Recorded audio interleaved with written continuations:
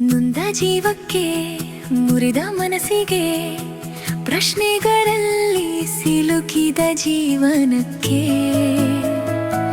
ಬೆಳಕಿಗಾಗಿ ಅಲೆಯುವ ಹೃದಯಕ್ಕೆ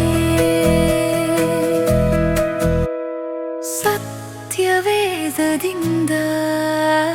ಹೃದಯಕ್ಕೆ ಒಂದು ಮಾತು. ಆತ್ಮೀಯರೇ, ಮತ್ತೊಮ್ಮೆ ಹೃದಯಕ್ಕೊಂದು ಮಾತು ಕಾರ್ಯಕ್ರಮಕ್ಕೆ ಸ್ವಾಗತ. ಇಂದು ನಾವು ಆದಿಕಾಂಡ 9ನೇ ಅಧ್ಯಾಯ 8ನೇ ವಚನದಿಂದ 17ನೇ ವಚನದವರೆಗೆ ನೋಡಿಕೊಳ್ಳೋಣ. ಪ್ರಿಯರೇ, ಈಗ ಪ್ರವಾಹ ಅನ್ನುವಂಥದ್ದು ಮುಗಿದಿದೆ. ಭೂಮಿ ಮತ್ತೆ ಉಸಿರಾಡುತ್ತಾ ಇದೆ. ಇನ್ನು ನೋಹನಿಗೆ ದೇವರು ಹೊಸ ಆರಂಭವನ್ನ ಮಾಡಿರಿ ಎಂಬುದಾಗಿ ಒಂದು ಆಜ್ಞೆಯನ್ನ ಕೊಡುತ್ತಾರೆ. ಪ್ರಿಯರೇ, ಇದು ಹೇಳುವುದು ಮಾತ್ರ ಅಲ್ಲ ಪ್ರಿಯರೇ, ಇದರ ಜೊತೆಗೆ ದೇವರು ಇನ್ನೂ ಒಂದು ದೊಡ್ಡ ಕಾರ್ಯವನ್ನು ಸಹ ಮಾಡುತ್ತಾರೆ. ದೇವರು ಸೃಷ್ಟಿಯೊಟ್ಟಿಗೆ ಒಂದು ಒಡಂಬಡಿಕೆಯನ್ನ ಮಾಡಿಕೊಳ್ಳುತ್ತಾರೆ. ಇದು ಮಾನವ ಮಾಡಿದ ಒಪ್ಪಂದ ಅಲ್ಲ ಪ್ರಿಯರೇ, ಇದು ದೇವರ ಒಂದು ಘೋಷಣೆಯಾಗಿದೆ. ದೇವರು ನೋಹನಿಗೆ ಅವನ ಮಕ್ಕಳಿಗೂ ಹೇಳುತ್ತಾರೆ, ನಾನು ನಿಮ್ಮೊಂದಿಗೆ ಒಡಂಬಡಿಕೆಯನ್ನ ಸ್ಥಾಪಿಸುತ್ತೇನೆ ಎಂಬುದಾಗಿ. ಇಲ್ಲಿ ಗಮನಿಸಿ, ಇಲ್ಲಿ ಮಾನವ ಏನನ್ನೂ ವಾಗ್ದಾನ ಮಾಡುವುದಿಲ್ಲ, ಯಾವ ಷರತ್ತುಗಳು ಇಲ್ಲ. ದೇವರೇ ಆರಂಭಿಸುತ್ತಾರೆ, ದೇವರೇ ಘೋಷಿಸುತ್ತಾರೆ. ಇದು ದೇವರ ಮುಂದಾಳತ್ವ ಪ್ರಿಯರೇ.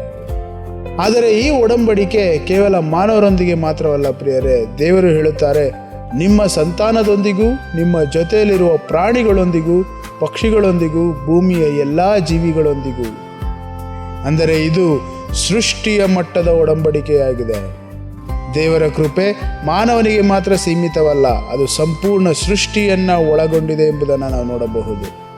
ನಂತರ ದೇವರು ಒಂದು ವಾಗ್ದಾನ ಕೊಡುತ್ತಾರೆ, ಮತ್ತೆ ಭೂಮಿಯನ್ನ ಪ್ರವಾಹದಿಂದ ಸಂಪೂರ್ಣ ನಾಶ ಮಾಡುವುದಿಲ್ಲ ಎಂಬುದಾಗಿ. ಪ್ರವಾಹದಂತಹ ನ್ಯಾಯ ತೀರ್ಪು ಮತ್ತೆ ಆ ರೀತಿಯಲ್ಲಿ ನಡೆಯುವುದಿಲ್ಲ ಎಂಬುದು ಈ ಮಾತಿನ ಅರ್ಥ.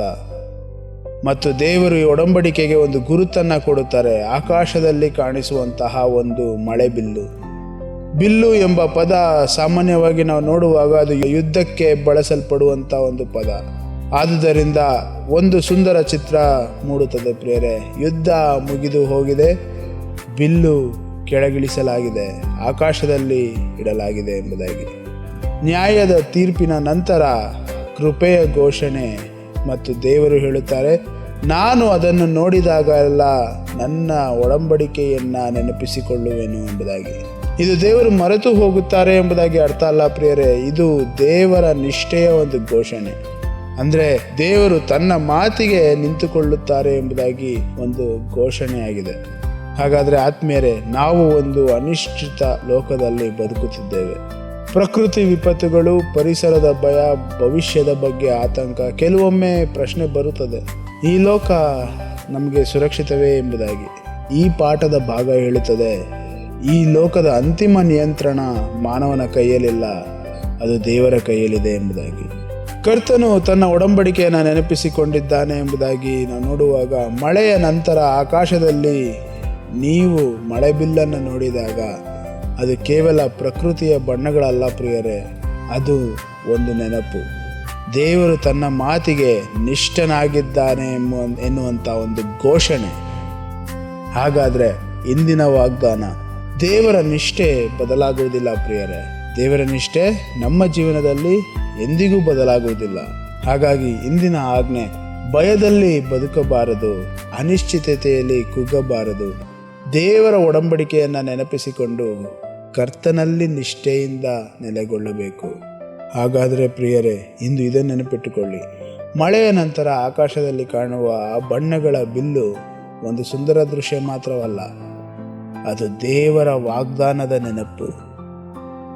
ಮುಂದಿನ ಸಂಚಿಕೆಯಲ್ಲಿ ಮತ್ತೆ ಭೇಟಿಯಾಗೋಣ. ಅಲ್ಲಿವರೆಗೆ ದೇವರ ನಿಷ್ಠೆಯಲ್ಲಿ ಸ್ಥಿರರಾಗಿರ್ರಿ. ಆಮೇನ್. ನೊಂದ ಜೀವಕ್ಕೆ, ಮುರಿದ ಮನಸ್ಸಿಗೆ, ಬೆಳಕನ್ನು ಹುಡುಕುವ ಹೃದಯಕ್ಕೆ,